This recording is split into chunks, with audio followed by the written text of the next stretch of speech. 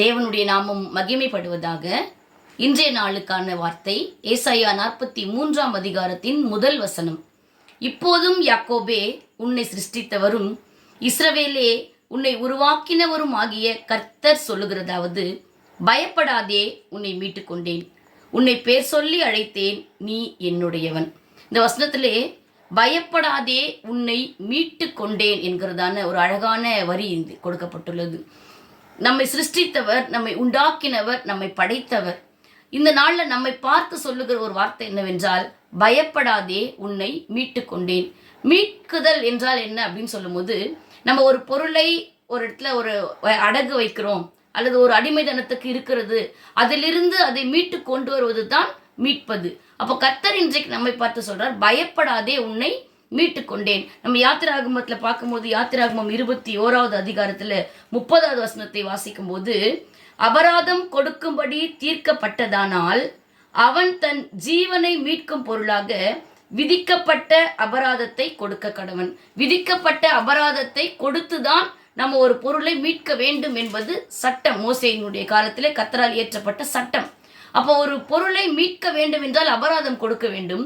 நம்மை கர்த்தர் மீட்பதற்கு தன்னையே ஜீவ பலியாய் அவர் ஒப்பு கொடுத்திருக்கிறார். ஏசாயா 43 அதிகாரத்தினுடைய 3 வசனத்தை வாசிக்கும் போது, நான் இஸ்ரவேலின் பரிசுத்தரும் உன் இரட்சகருமாயிருக்கிற உன் தேவனாகிய கர்த்தர் உன்னை மீட்கும் பொருளாக எகிப்தையும் உனக்கு ஈடாக எத்தியோப்பியாவையும் சேபாவையும் கொடுத்தேன் என்று இங்கு எழுதப்பட்டிருக்குது.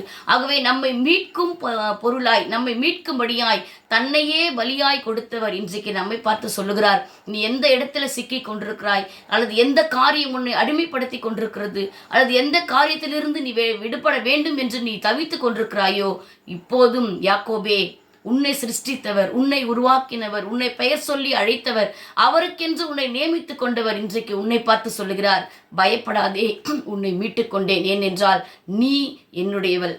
நமக்கு எது சொந்தமோ அதை தான் நம்ம மீட்க முடியும். அடுத்தவங்களுக்கு சொந்தமானதை நம்மால் மீட்க முடியாது. இன்றைக்கு நாம் மீட்கப்பட வேண்டும் என்றால் நாம் அவருக்கு சொந்தமானவர்களாய் நாம் மாற வேண்டும். ஆகவே இன்றைக்கு அவரிடத்திலிருந்து வந்த வார்த்தையின்படி, பயப்படாதே, உன்னை மீட்டுக் கொண்டேன், நீ என்னுடையவன் என்று சொன்னது பிரகாரமாய், ஆண்டவரே, இன்றைக்கு நான் என்னை உமக்கு ஒப்பு கொடுக்கிறேன், என்னை நீர் மீட்டுக்கொள்ளும் என்று சொல்லி நாம் கர்த்தரை நோக்கி பார்த்து ஜெபிப்போம்.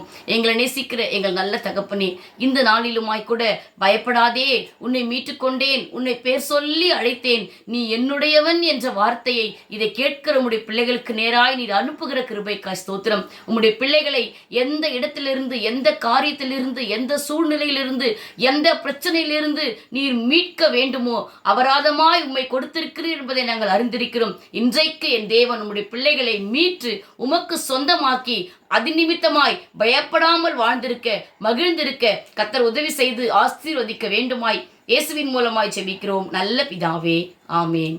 கர்த்தர் தாமே உங்களை ஆசீர்வதிப்பாராக. ஆமேன்.